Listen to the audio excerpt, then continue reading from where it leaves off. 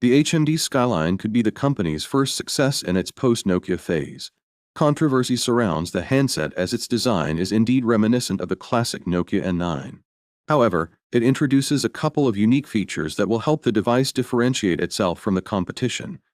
First on this list is the simple DIY repairability. HMD engineered the phone to be as easily repaired as possible. You only need to remove one screw to access the internals, and it takes no more than 10 minutes to replace the battery or a damaged screen.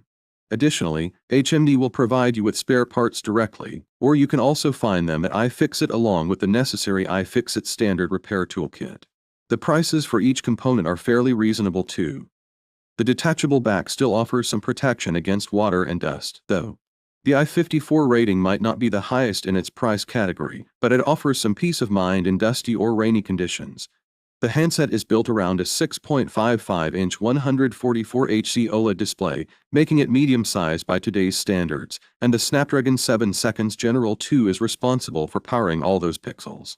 The 128GB base storage can be expanded via a micro SD card, which is also a rare feature in this price segment. The camera system is quite capable, with HMD opting for a 108MP main unit, a 13MP ultra-wide camera, and a 50MP dedicated twelk zoom camera. A 50MP selfie camera with autofocus is on the front, another uncommon feature in this segment.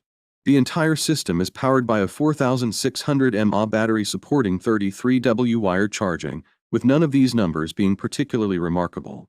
Still, the Skyline supports 15W wireless charging and can also wirelessly charge other devices at up to 5W.